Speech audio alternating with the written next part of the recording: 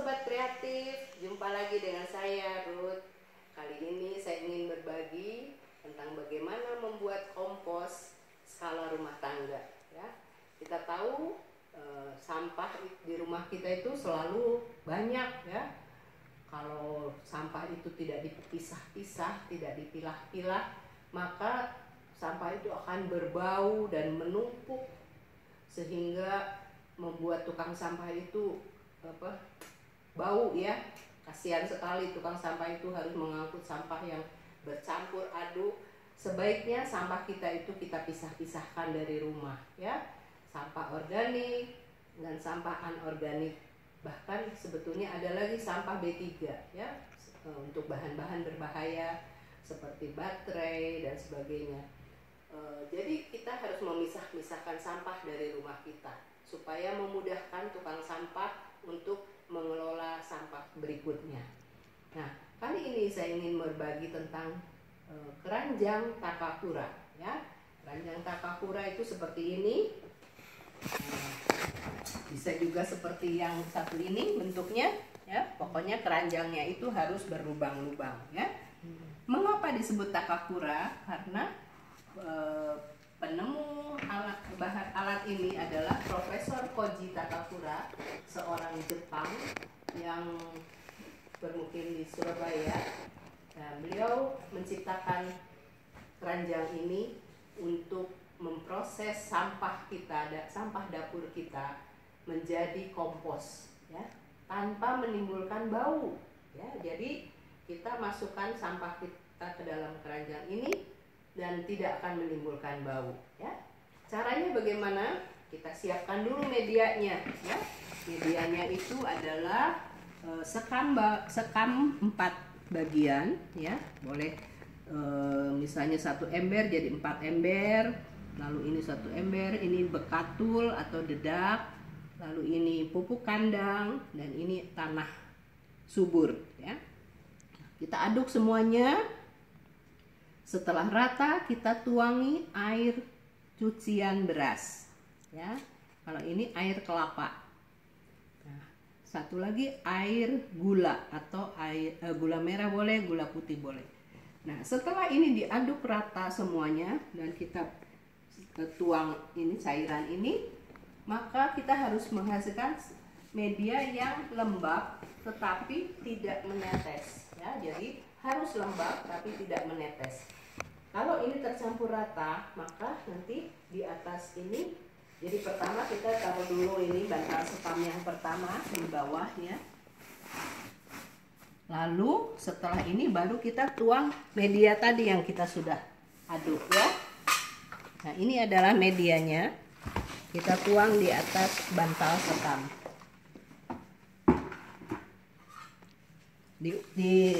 Kita isi sampai 2/3 penuh ya, sampai 2/3.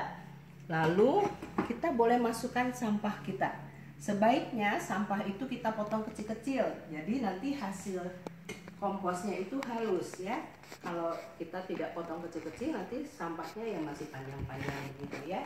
Jadi sebaiknya sayur-sayur sisa itu dipotong-potong kecil. Bahan apa saja yang boleh masuk ke dalam keranjang ini? Sampah apa?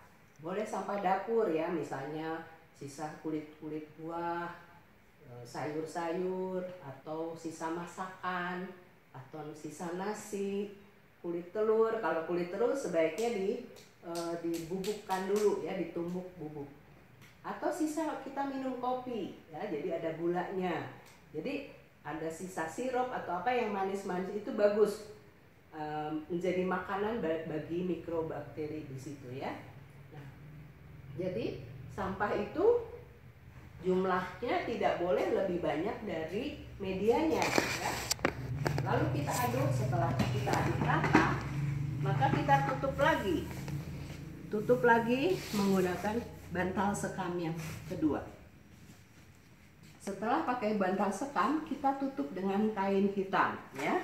Maksudnya tidak boleh terkena matahari ya.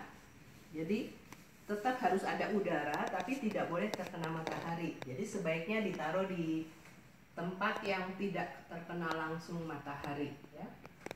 Nah, setelah misalnya hari ini sudah diisi sampah, besok ada sampah lagi, boleh ditambah lagi. Kita buka lagi, kita angkat bantal ini, kita tuang sampahnya ke sini dan kita aduk-aduk lagi, ya. Kalau misalnya beberapa hari kita tidak punya sampah, tetap kita harus aduk-aduk supaya terjadi proses pembusukannya dengan sempurna, ya. Nah, jikalau terjadi proses dengan baik, maka akan timbul panas, ya. Biasanya akan berkeringat dan panas. Kalau kita pegang begini itu panas. Kalau tidak panas berarti itu ada yang salah, ya. Apakah kurang cairan? Bisa juga kurang cairan, ya, terlalu kering. Kalau terlalu kering kita tambahkan air gula atau air cucian beras. Kalau terlalu basah juga tidak bisa panas. Itu kita harus tambahkan sekam atau bekatul, ya. Nah, jadi kita harus bisa memeriksa apakah proses itu sudah benar atau tidak. Kadang-kadang kalau sampah kita itu sebelum dimasukkan itu sudah dihinggapi lalat, maka akan timbul ulat, ya, banyak ulat di sini. Dan itu nanti akan jadi lalat semuanya. Oleh sebab itu kalau ada sampah sebaiknya sebelum ada lalat hinggap di sampah kita, cepat-cepat kita masukkan ke dalam keranjang ini, ya. Jadi sampah kita nanti tidak akan menimbulkan ulat, ya. Nah, setelah keranjang ini penuh, ya, kita diamkan sampai warnanya hitam. Kalau sudah hitam berarti sudah jadi, ya. Nah, setelah jadi kita bisa keluarkan 2/3-nya dan jangan langsung dipakai, tapi itu didiamkan dulu 1 minggu. Setelah didiamkan 1 minggu baru itu kompos sudah jadi, ya, bisa dipakai untuk tanaman.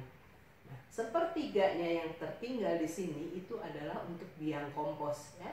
Jadi kita bisa tambahkan lagi sampah lagi, tambahkan lagi sampah sampai penuh lagi, ya.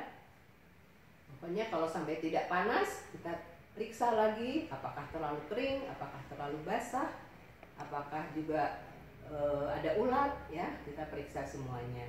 Kalaupun ada ulat tidak usah dibuang, ya. Tambahkan saja sekam, ya. Nah, jadi dengan cara demikian kita akan membuat sampah dapur kita itu tidak berbau, ya, tetapi dapat menghasilkan kompos, ya.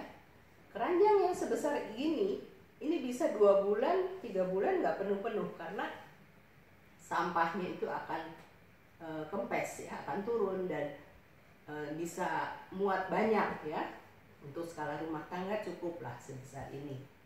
Nah, saya harapkan kita semua mau membuat keranjang ini sehingga kita bisa membantu pemerintah menanggulangi sampah.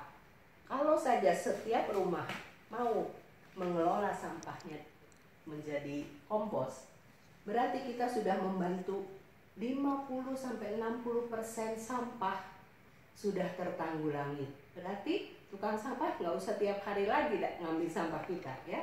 Mungkin hanya mengambil sampah kita yang plastik, yang dus, yang mungkin pecahan piring dan sebagainya. Tetapi sampah-sampah organik sudah dibereskan dengan keranjang Takakura ini.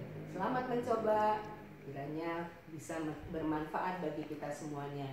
Jangan lupa subscribe, like, dan tekan tombol loncengnya. Terima kasih. Sampai jumpa di video berikutnya.